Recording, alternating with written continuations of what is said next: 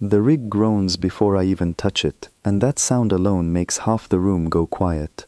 I am standing in the training bay of the Joint Fleet vessel Meridian's Reach, a ship built long before my species ever earned a seat at this table. The air smells like metal and coolant. Around me, cadets from 6 different worlds stand in a loose semicircle, watching me with the particular kind of attention you give something you don't understand yet. The instructor is a member of the Vantarai, a species built low and wide, with 4 legs and a spine that never seems to bend wrong. Her name is Instructor Kelith, and she has trained recruits from 40 worlds over a career that spans longer than my own life. She does not raise her voice. She has never needed to. "Lift what you can," she says, gesturing to the rig. It is a simple device.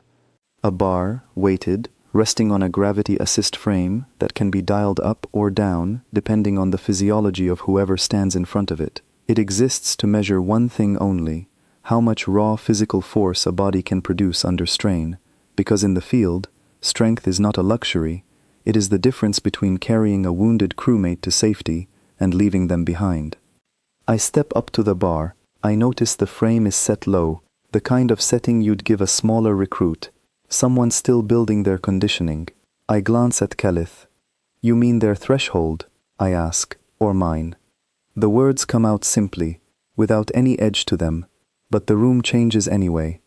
I can feel it, the way you feel a temperature drop before you understand why.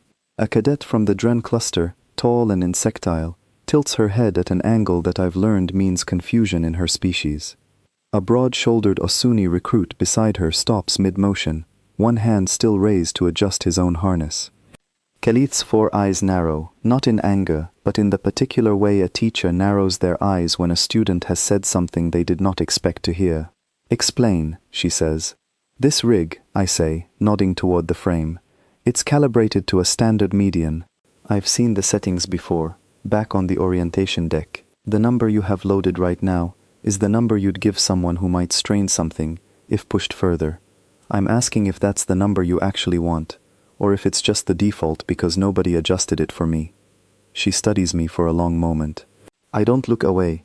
I've learned, in the few months I've spent among these people, that looking away is often read as submission, and submission is often read as weakness, and weakness invites exactly the kind of scrutiny you don't want when you're the only human in a room of 11 other species.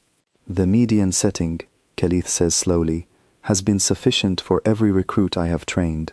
Vantarai, Osuni, Dren, even the silicate-based Kesh, whose tolerance for physical strain exceeds most organics by a significant margin. I'm not any of those," I say. "I'm not trying to be difficult. I just want an honest number." There's a pause. Somewhere behind me, I hear someone shift their weight, a small scrape of a boot against the deck plating. The bay is large, built to accommodate dozens of species at once, with adjustable gravity zones and reinforced flooring meant to handle whatever kind of body might need to train there. And yet, in this moment, it feels small, because every single person in it is watching the 2 of us. Kelith walks to the control panel mounted beside the rig. Her claws move over the interface with practiced ease. "I will increase it by 20%, she says. "If that proves difficult, we stop, and we discuss appropriate accommodations for your physiology." Appropriate accommodations, I almost smile. "Sure." The bar rises slightly as the frame recalibrates, weighted plates sliding into position with a soft mechanical hum. I step forward, plant my feet the way I was taught back home, a lifetime ago, in a gym that smelled like rubber mats and old sweat, and I take hold of the bar. It comes up easy. Not effortless, I want to be honest about that. There is resistance. There is a genuine pull against my muscles, the kind of load that would make most people my size grunt or shift their stance. But it is not hard. It is not even close to hard. I set it down with more control than the setting demanded, and look back at Kelith. "That was the 20% increase," she says. "It isn't a question, but it carries the weight of one." "I felt it," I say. "I'm just telling you, if the goal is to find where I actually strain, we have a long way to go." A murmur moves through the recruits behind me. I don't turn to look at them, but I can hear it. The specific texture of alien surprise, clicks and low tones, and the shuffle of unfamiliar limbs adjusting posture. Kelith doesn't say anything right away. She walks back to the panel. This time her claws move slower, deliberate, and I notice she glances at me twice before she commits to the new number. The bar rises again, this time by a wider margin, and the whole rig lets out that groan I heard before I even stepped up to it the first time, a low mechanical protest that tells me the frame itself is beginning to work harder than it usually does. I take the bar again. This time I feel it. Genuinely feel it, a real pull through my shoulders and down into my legs, the kind of strain that makes you plant your feet a little wider and breathe a little more deliberately. I lift it, hold it at the top for a count of 3, the way I was trained, and set it down with slightly less grace than before. That, I say, was actual effort. That's a real number. Write that one down. Kelith's eyes, all 4 of them, are fixed on me now with an intensity that I haven't seen from her before, not once in the 3 weeks I've spent on this ship. Cadet, she says, what is your name? Marlowe, I say. Cadet Elena Marlowe. Cadet Marlowe, she repeats it slowly, like she's committing it to memory in a way she hasn't bothered to do with anyone else in this room. How many humans have you seen tested on this equipment? None, I admit. I'm the only one on this ship. Then how did you know, she says, that the initial setting was calibrated below your actual capability? I think about how to answer that honestly, because it's a fair question, and because I've noticed, over these past few weeks, that the people around me seem to genuinely want honest answers, not the kind of polite deflection I might have offered back home to avoid seeming arrogant. I didn't know for certain, I say, but I've done physical training before, on my own world, and the number on that display, when I glanced at it before you activated the rig, it was low, lower than what I'd consider a warm-up back home. I wasn't trying to embarrass anyone. I was just curious whether the system had actually accounted for me, or whether it defaulted to something safe, because nobody had real data yet. Kelith's tail, long and low to the ground, flicks once, a gesture I've come to associate with thinking rather than agitation. There is no default human physiology in this system, she says. When your recruitment class arrived, the fleet had exactly 4 humans in active service, spread across 4 different postings, with limited physical assessment data. The engineers built an estimate. It appears the estimate was incorrect. How incorrect, I ask. She doesn't answer right away. Instead, she turns to the panel and begins entering something, her claws tapping in a rhythm that suggests she's pulling up records rather than adjusting the rig further. The Dren cadet, the tall insectile one, speaks for the first time. Her voice carries a clicking undertone beneath the translated words, a texture I've grown used to over these weeks. Cadet Marlowe, may I ask a question? Sure, I say, turning to her. Was that display of strength unusual for your species, she asks, or is it something all humans can do? It's a good question, and I realize, standing there with the bar still faintly humming from where I set it down, that I genuinely don't know the answer. Back home, I wasn't considered particularly strong. I wasn't an athlete. I didn't compete in anything physical beyond the mandatory fitness requirements everyone completes at a certain age. I was, by every measure that mattered to the people around me growing up, entirely average. Honestly, I say, I don't know. I wasn't especially strong compared to other humans. I was just a normal person. The Osuni recruit, the broad-shouldered one, lets out a low sound that I've learned translates roughly to disbelief. That was your version of average. I think so, I say. I've never actually been tested to my limit before, not for real, not the way this rig is designed to test. Kelith looks up from the panel. Then we should find it, she says. Your limit, properly and safely, with appropriate monitoring. There's something in the way she says it that makes the room go quiet again. Not with confusion this time, but with a kind of anticipation I don't fully understand yet. I don't know, standing there, that this single exchange, this small moment of asking a clarifying question instead of simply complying, is about to move through the ship's records and eventually up through channels far above a single training bay, carried by officers who will read the report and immediately request the full data set, and then request it again from a different department, because the numbers won't match anything already on file. I don't know any of that yet. All I know is that the instructor is looking at me the way you look at a puzzle that has just revealed it has more pieces than you thought, and that the recruits around me have gone very, very quiet, and that somewhere in that quiet, a small, uncomfortable thought is beginning to take root in more than one mind in this room. The thought that maybe the numbers everyone assumed about my species were never actually numbers at all. They were guesses, and guesses, I am learning, can be dangerously wrong. We'll continue after the next cycle, Khalith says, addressing the room now, rather than just me. Cadet Marlowe, remain after dismissal. The rest of you, standard evaluations, proceed as scheduled. The recruits begin to disperse, though I notice more than a few glance back at me as they move toward their next stations.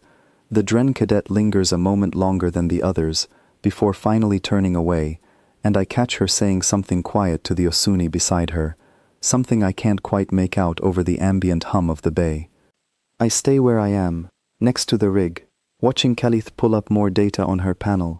The numbers scrolling past are not ones I recognize, some kind of internal fleet database, cross-referencing something. I can't read her expression well enough yet to know if what she's finding troubles her or simply intrigues her. Maybe it's both. What I do know, standing there in that quiet moment before the next part of my life on this ship truly begins, is that I asked a simple question, an honest question, because I wanted an honest answer. I didn't expect it to become the first thread in something larger. I didn't expect that a training exercise designed to measure how much weight I could lift would end up measuring something else entirely, something about what nobody in this galaxy actually understood about people like me. But that is exactly what it was about to become.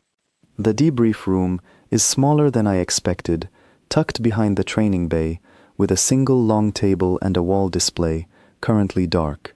Khalith waits for the door to seal before she speaks again. I want to run a different kind of test, she says, not strength alone. I want to understand what you believed your limit to be before today, versus what the rig demonstrated. I told you, I say. I thought I was average. Back home, nobody ever pushed me past a normal workout. I never had a reason to find my ceiling. That is what concerns me, Khalith says. You have lived your entire life without knowing your own limits. That is not a small thing, Cadet Marlowe. Every species I have trained knows, at minimum, an approximate ceiling for their physical capacity. It is how we build safety margins into equipment, into evacuation protocols, into combat doctrine. If we do not know where a human's limit sits, we cannot build anything around you with confidence. I hadn't thought about it that way before. To me, growing up, strength was just something you had a little of or a lot of, and either way, it rarely mattered much in daily life. Gravity did the heavy lifting, quite literally, and machines did the rest. I never needed to know my ceiling because I never came close to touching it. So what do we do? I ask. Khalith taps the panel, and the wall display flickers to life, showing the rig's readout from earlier, alongside a second column of numbers I don't recognize. These are the historical baselines the fleet engineers built human equipment around, she says. 4 data points, gathered from 4 humans in service, none of whom were tested under controlled conditions. 2 were injured during evacuation drills, before their limits were properly assessed. 1 refused further testing after an early session. The 4th's data was incomplete due to a hardware malfunction. So basically, I say, nobody actually finished testing a human. Correct, Khalith says. The fleet has been operating on an assumption for years. An assumption that, based on what I observed today, appears to be significantly lower than reality. She pulls up a 3rd column, a projection I realize, an estimate built from my performance today, extrapolated against known physiological models. The number sits far above the other 4, high enough that Khalith herself pauses before continuing. If this projection holds, she says, your species may possess a physical capacity closer to what we would expect from a heavy worlder species, despite your gravity and biology profile suggesting otherwise. I don't know what to say to that. I think about my life before I left home, the ordinary things I did, walking to work, carrying groceries, helping a neighbor move furniture without much thought. None of it ever felt remarkable. None of it ever felt like it belonged in the same conversation as heavy worlder physiology.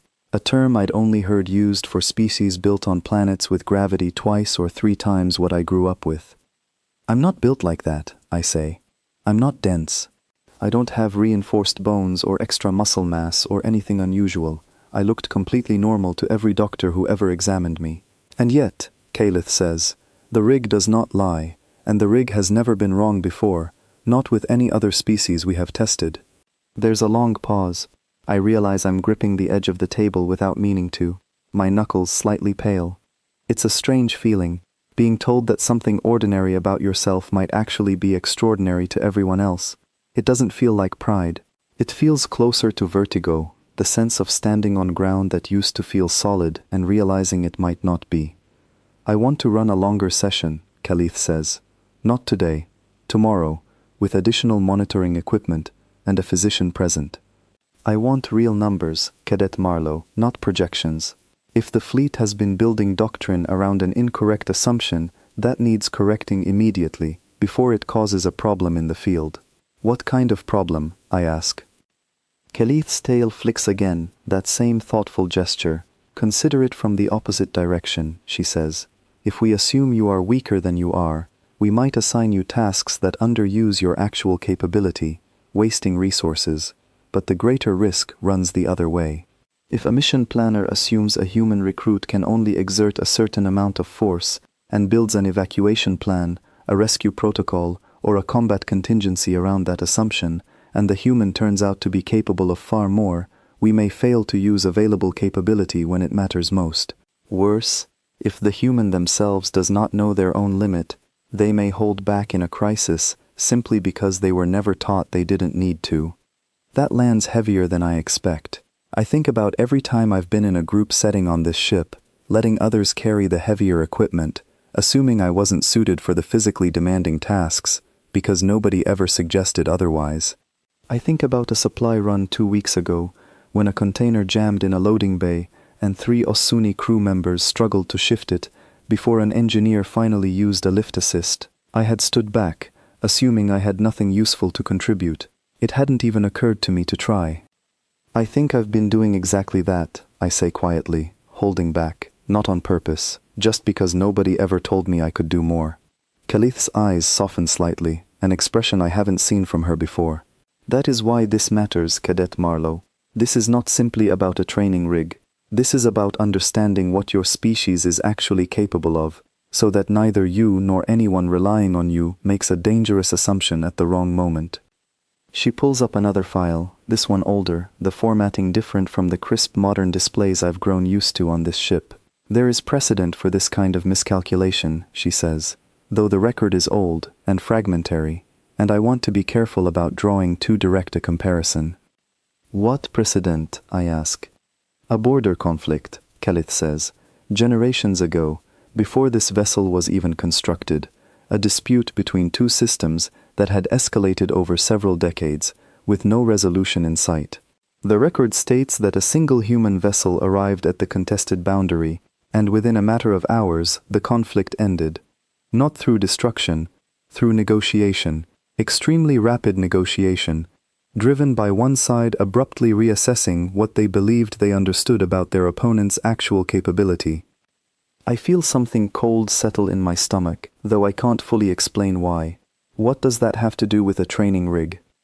Perhaps nothing, Calith says. Perhaps everything. The record does not specify what changed the calculus that day. But reading it again, after watching you lift that bar this afternoon, I find myself wondering if a certain kind of miscalculation runs deeper in how this galaxy understands your species than anyone has previously acknowledged. I sit with that for a moment, the quiet hum of the ship the only sound in the room. I don't know what to make of an old story from before I was born, something that happened to different humans, in a different context, that I have no memory of and no connection to, beyond a shared species. But the way Calith says it, carefully, like she's handling something fragile, tells me this isn't a story she's bringing up casually. Can I see the full record? I ask. It is incomplete, Calith says. Much of it was never properly archived, and what remains is scattered across several older systems that predate standardized fleet reporting. I can request access, but it may take time. I'd like that, I say, If there's something in my species' history that explains why nobody seems to actually know what we're capable of, I think I should understand it too. Khalith nods slowly. Then I will submit the request tonight. In the meantime, tomorrow's session remains the priority. We need real numbers, Cadet Marlowe, not stories from before either of us were serving. She closes the panel, and the room dims slightly as the display powers down. Before she dismisses me, she pauses at the door, looking back at me with an expression I still haven't fully learned to read on her species, though I suspect, given everything that's just happened, it might be something close to concern. Cadet Marlowe, she says, tomorrow, when we run the session, I want you to lift until it genuinely hurts. Not until it feels difficult, until it hurts. I need the real number, and I suspect you have never actually given anyone that number before, including yourself. I nod, and she leaves. I stay behind for a moment longer, alone in the small room, staring at the dark display where the numbers had been glowing only minutes before. I think about the 4 humans whose incomplete data built the assumptions this entire fleet has operated on. I think about the old story of a single ship ending a war within hours. And I think, for the first time since I left home, that maybe I don't actually know myself as well as I thought I did, and that tomorrow I'm going to find out just how wrong that self-image has been. I don't sleep particularly well that night, not out of fear, exactly. More out of a strange, unfamiliar anticipation, the kind you feel standing at the edge of something you can't quite see the bottom of yet. The medical bay smells different from the training deck, cleaner, sharper, with a faint chemical undertone I've come to associate with the ship's healing pods. I arrive early, before the scheduled session, and find Khalith already there, speaking quietly with a physician I haven't met before, a slender figure with pale, almost translucent skin, belonging to a species called the Ilvex, known throughout the fleet for their precision in medical diagnostics. Cadet Marlowe, the physician says, turning to greet me. Her voice is soft, measured. I am Dr. Sennett. Instructor Khalith has briefed me on yesterday's assessment. I would like to run a full physiological scan before we proceed with any further strength testing. Of course, I say. The scan takes only a few minutes, a series of soft tones and a gentle sweep of light across my body as I stand still in the center of the room. Dr. Sennett studies the resulting display with an intensity that makes me faintly uncomfortable, though I try not to let it show. Your bone density, she says slowly, is within expected human parameters. Your muscle fiber composition shows no unusual density or structure. Your cardiovascular metrics are, if anything, slightly below average compared to human baselines I have on file. So nothing unusual, I say. Nothing structurally unusual, Dr. Sennett corrects, and yet yesterday's rig data suggests a force output significantly beyond what these structural readings would predict. This is, to put it plainly, unusual. Khalith steps forward, which is why we are here. Cadet Marlowe, we will begin with a controlled sequence. I want you to lift progressively heavier loads, pausing between each, so Dr. Sennett can monitor your physiological response in real time. I nod, and we move to a smaller version of the rig, this one clearly designed for supervised medical testing rather than general training. The first few loads pass without incident, familiar by now, resistance I can manage without particular strain. Dr. Sennett calls out numbers periodically, heart rate, oxygen saturation, muscle activation percentages, terms I don't fully understand, but that seem to mean something significant to her. By the 5th increase, I notice a genuine pull in my shoulders, a warmth spreading through my arms that feels closer to actual effort than anything from the day before. I say so, and Dr. Sennett makes a note. Good, Khalith says. Continue. The 6th increase is harder. I feel it now in my legs too, a bracing tension as I plant my feet wider, the way I was taught long ago in gym classes, I barely remember the details of. I lift the bar, hold it, set it down, and for the first time, I let out a breath I didn't realize I'd been holding. How does that feel? Dr. Sennett asks. Like real effort, I say, like something I'd feel tomorrow, in my muscles. We continue, Khalith says. The 7th increase makes me grunt involuntarily, a small sound that seems to catch both Khalith and Dr. Sennett's attention immediately, their eyes flicking toward each other before returning to me. I lift the bar anyway, feeling genuine strain now, a burn building in my forearms and across my back, the kind of sensation that tells me my body is finally, actually working. This is closer to what I needed to see yesterday, I admit, setting the bar down carefully. This is real. Then we continue, Khalith says again, though I notice something in her voice now, a note of caution that wasn't there before. The 8th increase is difficult, genuinely difficult. I take a moment before gripping the bar, settling my breathing the way I remember from old training routines, focusing the way I used to when pushing through the last few repetitions of an exercise I didn't particularly enjoy. I lift it, and it takes everything I have to hold it steady for the required count, my arms trembling slightly by the time I set it down. Heart rate elevated but within safe parameters, Dr. Sennett reports. Oxygen saturation stable, muscle activation approaching maximum recorded thresholds for any organic species in this database. Any species, I ask, breathing hard. Any species, Dr. Sennett confirms. Cadet Marlowe, I want to be clear, we are now testing well beyond what I would consider a routine assessment. I recommend we stop here and allow you to recover before proceeding further.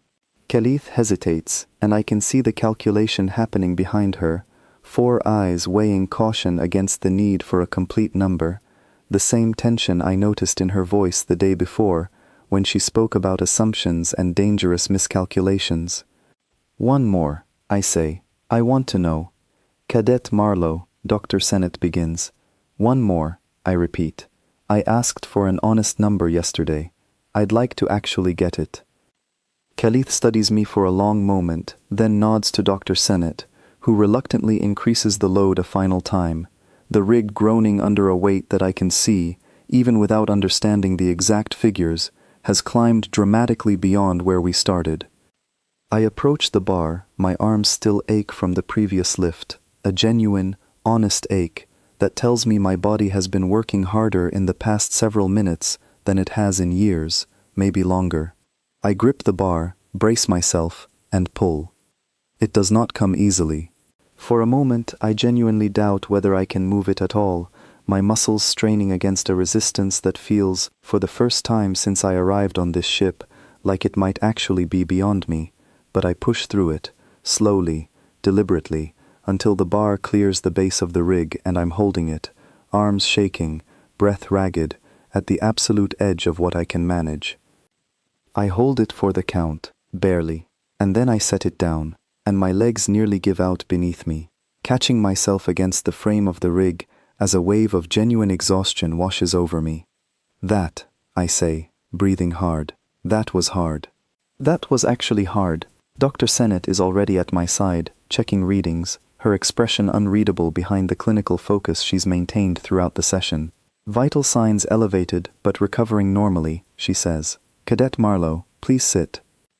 I sit, gratefully, on a nearby bench, still catching my breath. Khalith approaches slowly, studying the final numbers on the display with an intensity I haven't seen from her before. Cadet Marlowe, she says, do you understand what you just lifted? A heavy number, I say, still breathing hard. I don't know the exact figure. That figure, Khalith says, exceeds the recorded maximum for every species we have ever tested aboard this vessel, including several species specifically bred or engineered for heavy physical labor. It exceeds the theoretical maximum the fleet's engineering division has on file for organic musculature. I stare at her. That can't be right. It is exactly what the equipment recorded. Dr. Sennett says quietly, and Cadet Marlowe, I want to emphasize, you did not appear to be at genuine risk of injury even at this final increase. Your body showed strain, but not damage. I suspect, had we continued, you may have had further capacity remaining, though I would strongly recommend against testing that theory today. The room is quiet for a long moment. I sit there, my arms still trembling slightly, trying to absorb what I've just been told. An ordinary person, I think. I was always just an ordinary person. I need to file this immediately, Khalith says, more to herself than to me. This cannot remain isolated to a single training bay. If this data is accurate, and reflective of your species broadly, rather than an anomaly specific to you individually. This changes fleet doctrine on a scale I am not authorized to determine alone. What happens now? I ask. Now, Kelith says, we determine whether you are an exception or whether every human in this fleet has been walking around without ever discovering what their body is truly capable of. Dr. Sennett looks up from her display. Her expression, for the first time since I met her an hour ago, shows something I can only describe as unease. Instructor Calith, she says, I believe this warrants escalation beyond the training division. Agreed, Calith says. I will submit the report tonight. I sit on that bench a while longer after they finish speaking, alone with the ache in my arms and a question I can't quite shake. If I've spent my whole life without knowing this about myself, I wonder quietly, what else about my own species has simply never been tested properly, never been pushed far enough to reveal the truth underneath the assumption. It is not a comfortable thought, but it is, I realize, an important one, and I suspect, watching Calith's expression as she leaves the room already composing her report in her mind, that I am not the only one who finds it unsettling. 3 days pass before I hear anything further, and in that time, rumors move through the ship faster than any official report ever could. I notice the way other recruits look at me now, not with hostility, but with a kind of careful curiosity, the way you might look at something you thought you understood and suddenly realize you don't.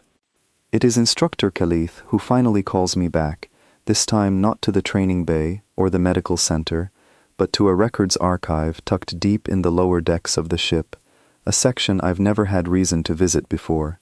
The air here is cooler, quieter, filled with the low hum of old data cores, still running decades after their initial installation.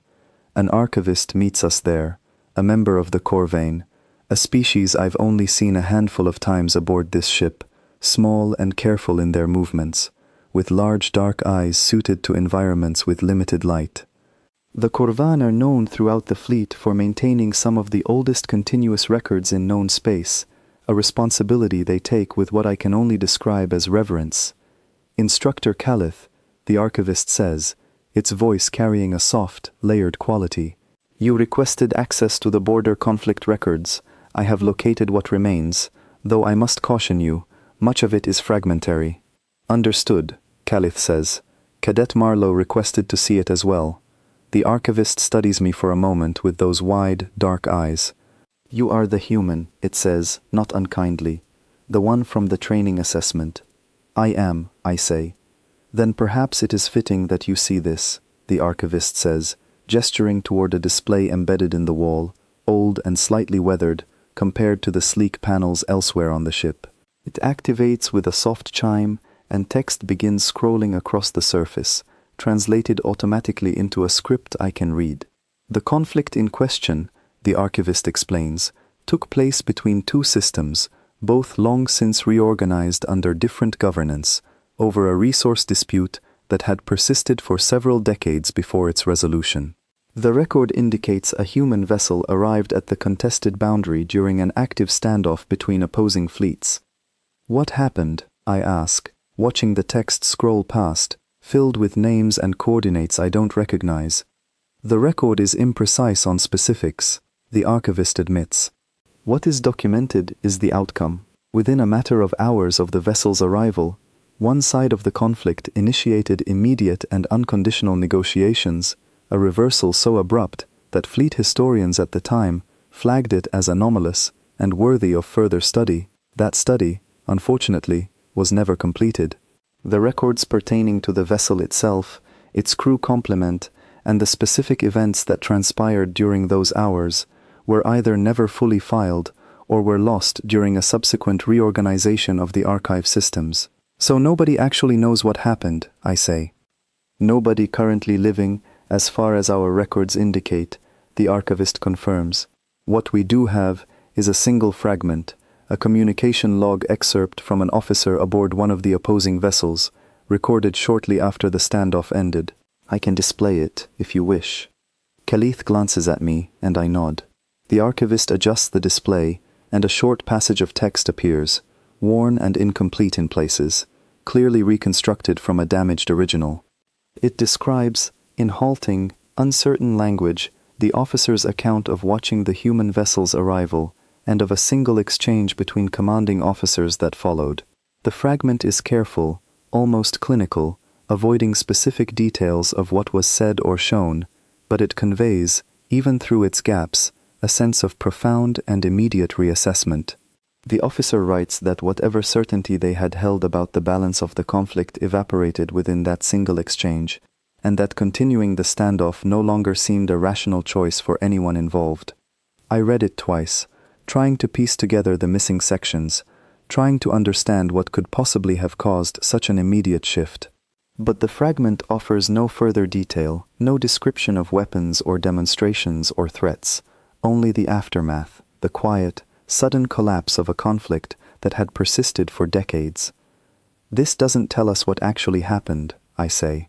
No, the archivist agrees, and I suspect that absence is not accidental. Records of this nature are sometimes deliberately left incomplete, either by those who created them or by later custodians who judged the details unsuitable for wider circulation. Why would anyone do that? I ask. Because some information, Khalith says quietly, is considered destabilizing, regardless of whether it is used, simply by existing. If the full details of that encounter suggested something the wider fleet was not prepared to understand about your species, it may have been judged safer to preserve only the outcome and let the specifics fade. I sit with that for a long moment, the quiet hum of the archive filling the silence between us. It's a strange feeling, learning that something about your own species was once considered significant enough to obscure deliberately, and that the reason for that obscuring remains, generations later, still unclear. Instructor Khalith, the archivist, says, "There is one additional detail, minor, but perhaps relevant, given recent events aboard this vessel." "Go on," Khalith says. "The vessel identified in the record was crewed entirely by humans who had received no specialized augmentation, no unusual training beyond standard fleet protocols of the era, and no equipment beyond what was typical for vessels of that class." The officer's account explicitly notes this, seemingly out of disbelief, that a vessel with such ordinary specifications could produce such an extraordinary outcome. Ordinary, I repeat, just like the training rig. Just like the training rig, Khalith agrees. We leave the archive a short while later, the fragment of that old record settling uneasily in my mind. Khalith walks beside me in silence for a while, her tail moving slowly, thoughtfully, as we make our way back toward the upper decks. "Cadet Marlowe," she says finally, "I submitted my report 3 days ago. I have already received a response, though not the one I expected." "What response?" I ask. "Fleet Command has requested a full physical reassessment of every human currently in active service," Khalith says. "Not just you, every human, on every vessel, under controlled conditions similar to what we conducted in the medical bay." "How many humans is that?" I ask. "Currently," Khalith says, 41, spread across 19 vessels and several ground installations. "It is not a large number, Cadet Marlowe, which is precisely why this has drawn so much attention. An anomaly in one individual is interesting. An anomaly consistent across an entire species, however small its current presence in the fleet, is something else entirely." I think about that old record, the human vessel arriving at a border conflict with nothing unusual about its equipment or crew, and somehow ending decades of hostility within hours. I think about how ordinary I felt lifting that final increase in the medical bay, how genuinely surprised I was to learn I had exceeded every recorded maximum in the fleet's database. "What happens if the reassessment confirms what we found?" I ask. "What happens if every human tested shows the same pattern?" Khalith is quiet for a long moment before she answers. "Then fleet doctrine changes, Cadet Marlowe, significantly. And I suspect it will not be the last change your species prompts before this is finished." We reach the junction where our paths diverge, hers toward the officers' quarters, mine back toward the training deck for evening exercises. I suddenly feel a strange reluctance to attend, given everything I now know.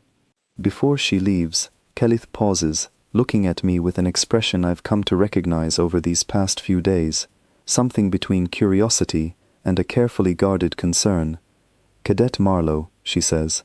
I do not believe you intended any of this when you asked your question 3 days ago. I didn't, I say honestly. I just wanted an honest number. I know, Khalith says, and yet here we are. She pauses. I suspect that pattern, an ordinary question, an ordinary intention, producing an outcome no one anticipated, may be more central to understanding your species than any single physical measurement we could record on that rig. She leaves before I can find a response to that, and I stand alone at the junction for a long moment, thinking about an old officer's incomplete account from a war I never lived through, and a rig that groaned under a weight nobody expected an ordinary person to lift. Instructor Khalith's quarters are smaller than I expected, functional rather than comfortable, with a single desk stacked with data slates and a wall display currently showing a message queue longer than anything I've seen since arriving on this ship. She has requested my presence again, this time alone, no physician, no archivist, just the two of us, and a problem she seems unable to set down. Sit, Cadet Marlowe, she says, gesturing to a chair across from her desk. I sit. She doesn't speak right away, instead studying the message queue on her display with an expression I've learned to associate with genuine difficulty, a kind of tension in her posture that goes beyond simple professional focus. The reassessment program has begun, she says finally. Results are arriving from the first several vessels. I wanted you to see them before the wider fleet does. She turns the display toward me. Rows of numbers fill the screen, names I don't recognize, alongside performance figures from rigs similar to the one I trained on, each accompanied by a comparison against the old fleet baseline that assumed humans were, at best, physically unremarkable. Every single entry exceeds the old baseline. Not by a small margin, by a substantial one, consistent across every human tested regardless of age, prior training, or physical build. This is everyone, I say quietly.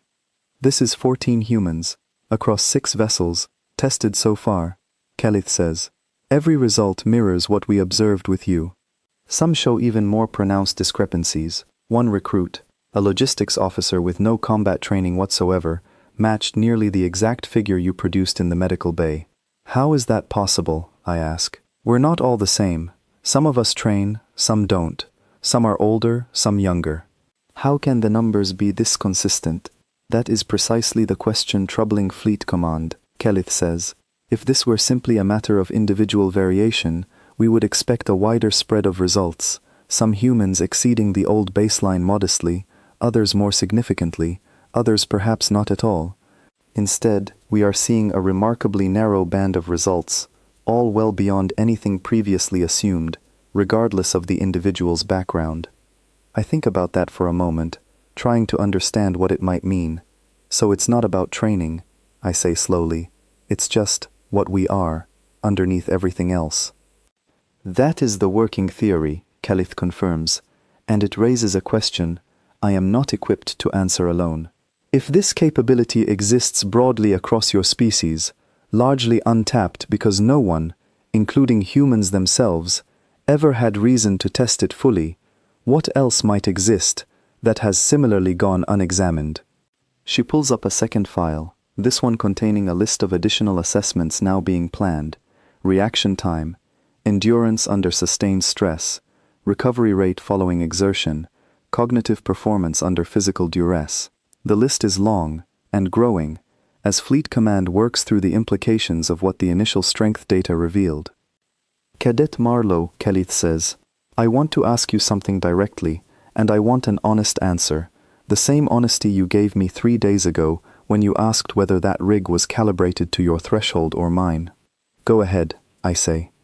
Do you believe there is more your species has left undiscovered about itself, she asks, simply because no circumstance has ever required you to find it?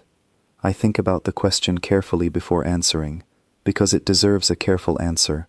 I think about my life before I left home, the ordinary routines, the ordinary expectations, the complete absence of any moment that ever demanded I push past what felt comfortable. I think about the supply container 2 weeks ago that I assumed wasn't mine to lift. I think about an entire fleet of 41 humans scattered across 19 vessels, none of whom had ever been properly tested until a training rig groaned under a setting meant for someone half as capable. Yes, I say finally, I think there probably is. I think most of us go our whole lives never finding out what we're actually capable of, because nothing ever asks us to. Khalith nods slowly, as though confirming something she already suspected. That is what concerns Fleet Command most, she says. Not the strength figures themselves, significant as they are, but the implication behind them. A species that does not know its own limits is, in some respects, more unpredictable than a species that does, regardless of which direction that unpredictability points. Unpredictable how? I ask. Consider it from a planning perspective, Khalith says. When we assess any other species in this fleet, we can build reliable doctrine around known limits. We know how far to push, how much to expect, how to structure training, missions, and contingencies with confidence. With your species, Cadet Marlowe, we now understand that any figure we assume, any limit we plan around, may be substantially incorrect, and worse, may remain incorrect indefinitely, because the humans themselves have no better information than we do. I sit with that, turning it over. So we're a variable nobody can properly account for, I say. Not because we're hiding anything, just because we genuinely don't know. Precisely, Khalith says. And that, Cadet Marlowe, is a different kind of concern than simple strength. Strength can be measured, catalogued, planned around, once it is known. An unknown ceiling, one that even the person carrying it cannot describe, is far harder to build confident doctrine around. She closes the file and looks at me directly, her 4 eyes steady. I want to be transparent with you, Cadet Marlowe, because I believe you have earned that transparency through your honesty these past several days. Fleet Command is considering a broader initiative, one that would involve controlled, voluntary testing across a wider range of physical and cognitive capabilities, applied to every human currently in service, and potentially extended to volunteers from your homeworld directly, to determine whether what we are observing here reflects your species broadly, or something specific to those who chose fleet service. What would that involve, I ask. Extensive assessment, Khalith says, over an extended period. It would not be a single afternoon in a training bay. It would be weeks, possibly months, of careful, monitored testing, covering physical endurance, recovery, cognitive performance under stress, and other metrics the science division has not yet finalized. And if I said no, I ask, then you would say no, Khalith says simply. This is being proposed as voluntary, Cadet Marlowe, precisely because of what you demonstrated 3 days ago. You did not comply blindly with the initial setting on that rig. You asked a question first. Fleet Command has taken note of that as well, that perhaps the appropriate response to an unfamiliar variable is not to simply extract every possible data point without consent, but to ask, clearly and honestly, whether the person involved is willing to help us understand something that concerns all of us equally. I appreciate that more than I expect to, the deliberate effort to treat this as a choice, rather than an obligation. I think about the old record from the archive, the human vessel that ended a war within hours, the details deliberately left obscured by whoever preserved that fragment. I think about how little I still understand about my own species' place in this wider galaxy, and how strange it feels to be, in some small way, at the center of an effort to finally understand it properly. I'll do it, I say. The extended testing. I want to know too. Khalith's posture relaxes slightly, something in her expression easing. I suspected you would say that, she says, though I am obligated to remind you, Cadet Marlowe, that whatever we discover together, and whatever it means for how this fleet understands your species going forward, I intend to advocate that it be handled with care, not simply catalogued as another entry in a database. I believe you, I say, and I find that I genuinely do. She nods, and for a moment, neither of us says anything further, the quiet hum of her quarters filling the space between two people from entirely different worlds, both quietly aware that something significant has just been set in motion, and neither entirely certain yet where it will lead. The extended testing begins the following week, and it changes the rhythm of my days entirely. Mornings start in the medical bay with Dr. Sennett, who has become, over these past weeks, less a stranger and more something like a careful, exacting collaborator. Afternoons shift between the training deck and a series of cognitive assessment rooms I'd never even known existed on this ship, tucked away in a section reserved for specialized research. I want to explain honestly what these weeks feel like from the inside, because I think it matters more than the numbers themselves. The strength testing by now feels almost routine, though the figures keep climbing as Dr. Sennett and Calith calibrate more carefully to find the actual edges of what I can do. What surprises me more is the recovery testing, sessions where they measure not how much I can lift, but how quickly my body returns to baseline afterward. Dr. Sennett runs these tests with visible fascination, checking readings twice, sometimes 3 times, muttering figures under her breath that I've learned, by now, usually means something significant. Your recovery rate, she tells me one afternoon, exceeds every organic species in this fleet's database by a considerable margin. Within minutes of extreme exertion, your body begins repairing at a rate we would expect from species specifically engineered for rapid recovery, despite showing no structural indication of such engineering. So it's not just strength, I say. It appears to be a broader pattern, Dr. Sennett says, endurance, recovery, and now, based on this morning's cognitive assessments, sustained mental performance under physical stress as well. Cadet Marlowe, your species appears to possess a resilience across multiple systems simultaneously, a combination we rarely observe together in any single species, organic or otherwise. I sit with that for a long moment, watching her review the data. What does that mean, practically? I ask. Practically, she says, it means a human placed under extreme duress, physical exhaustion, prolonged stress, situations that would incapacitate most other species entirely, may retain significantly more functional capability than anyone previously assumed. This has implications for combat readiness, certainly, but also for search and rescue operations, extended survival scenarios, essentially any circumstance requiring sustained performance under difficult conditions.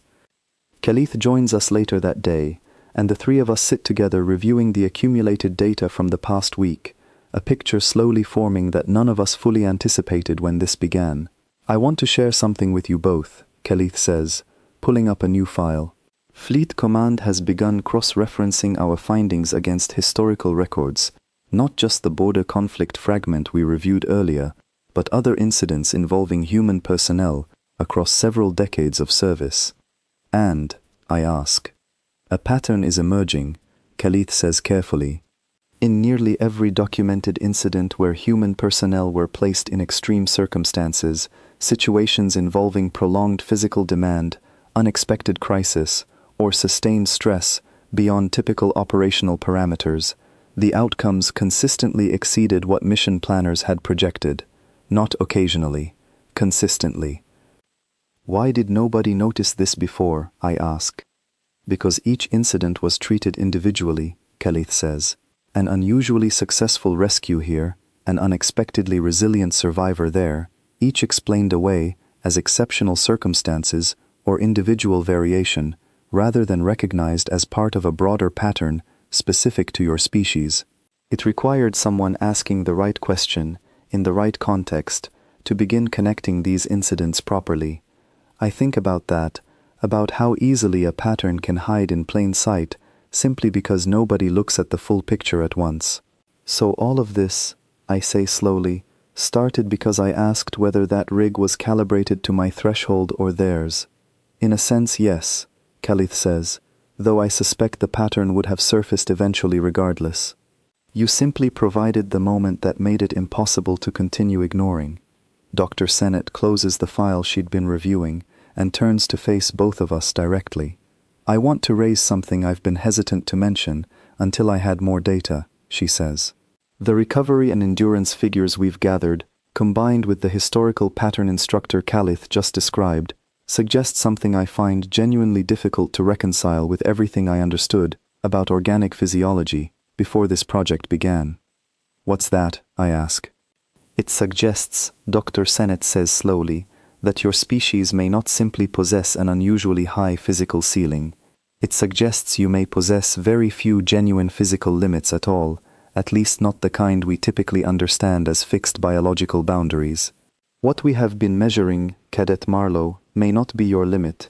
It may simply be the furthest point anyone has bothered to push you, and every time we push further, we find you capable of adapting to meet it.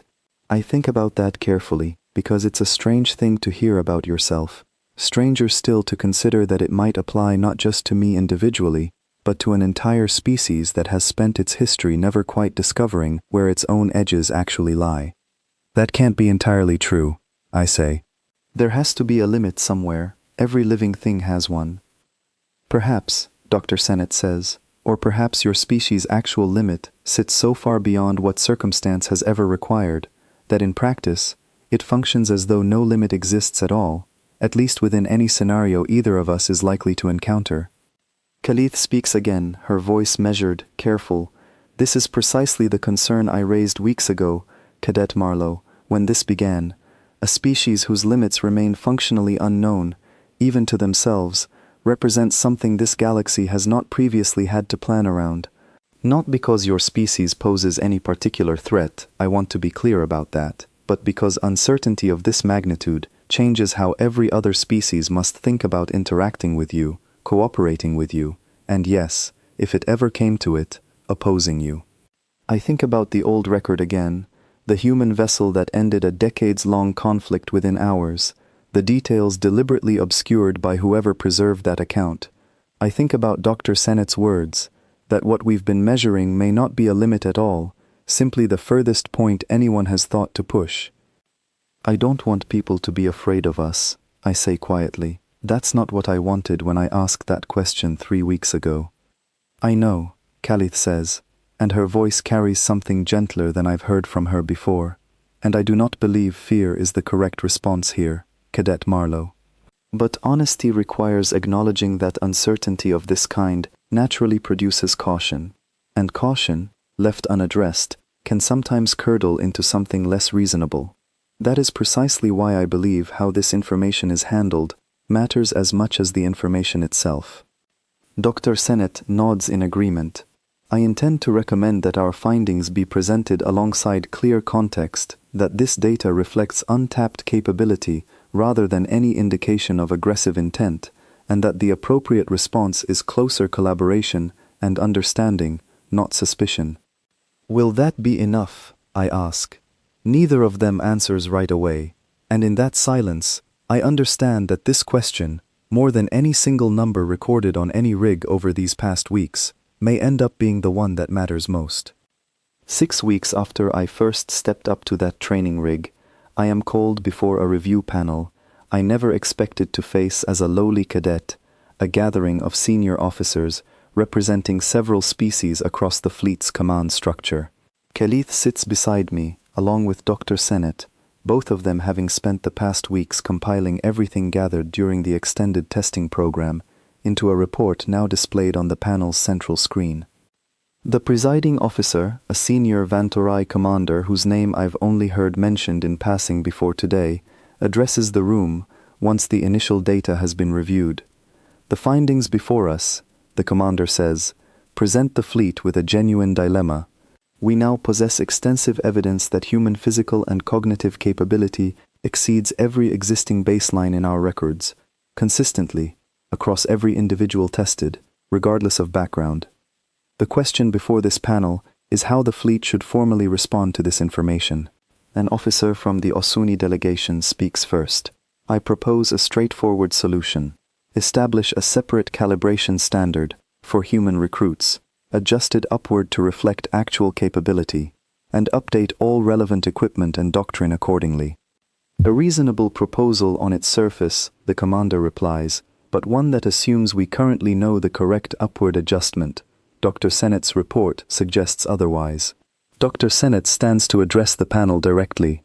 With respect, Commander, our testing program, extensive as it has been, has not yet identified a genuine ceiling for human physical or cognitive performance. Every increase we applied was eventually met, and in several cases, exceeded with what appeared to be manageable strain. I am not confident that any fixed number we select today would remain accurate even 1 year from now, as testing methods improve, or as circumstances push human recruits further than we have thus far. A murmur moves through the panel at that, several officers exchanging glances I can't fully interpret. The Dren representative, seated near the back of the chamber, speaks next, her voice carrying that familiar clicking undertone beneath the translation. Then perhaps, she says, the appropriate response is not a fixed number at all, but an acknowledgement that one does not currently exist. An honest category, rather than a false precision that may mislead future planning. The commander considers this for a long moment before responding. Explain further.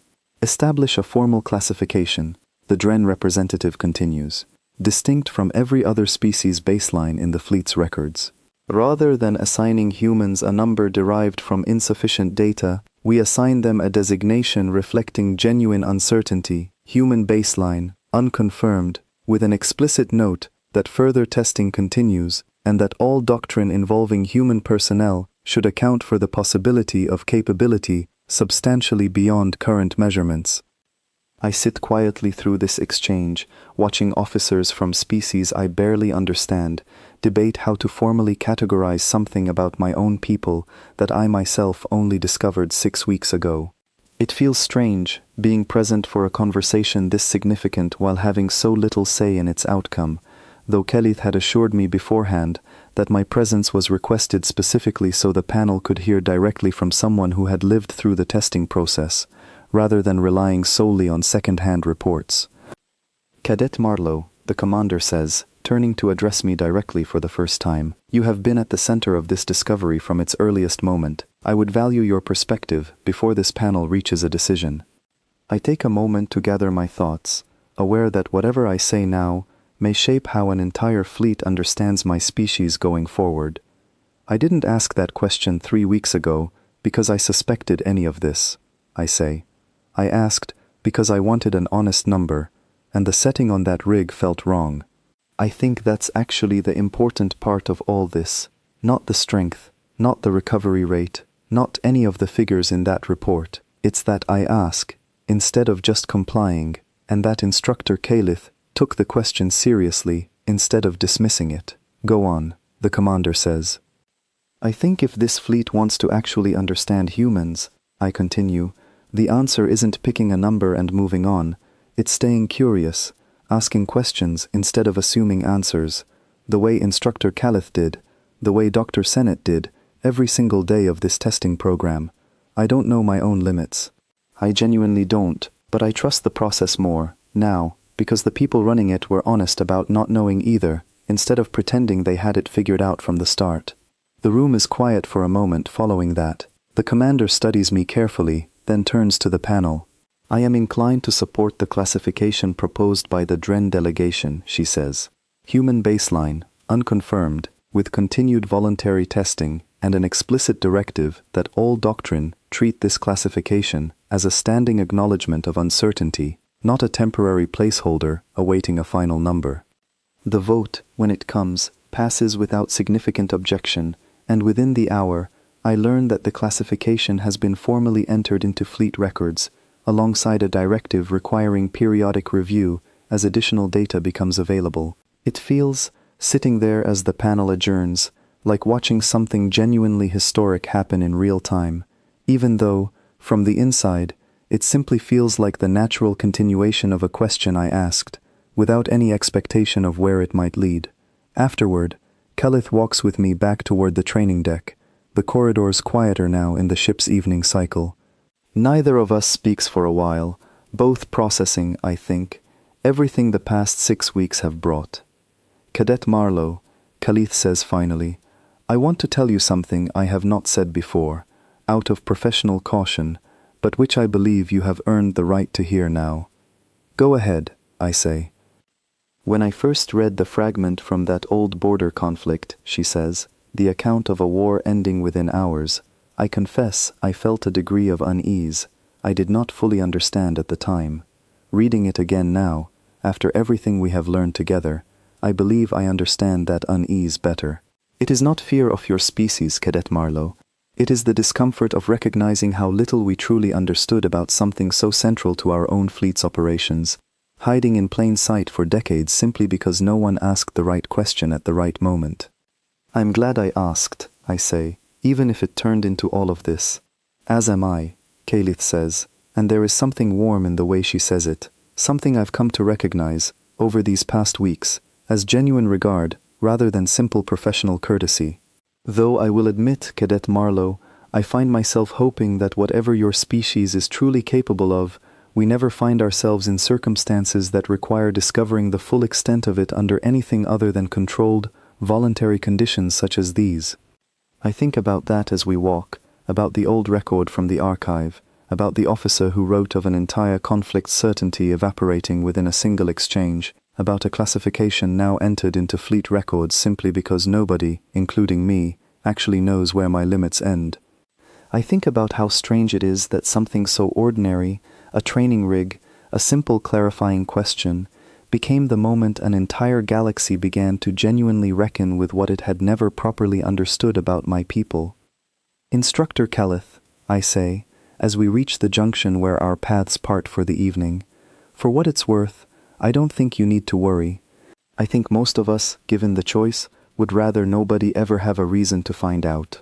She nods slowly, and something in her expression tells me she believes that, at least for tonight, and that perhaps, for now, that is enough. We part ways there, and I walk the rest of the corridor alone, thinking about a rig that once groaned under a weight nobody expected me to lift, and a question that changed how an entire fleet understood a species that had, until 6 weeks ago, never truly understood itself.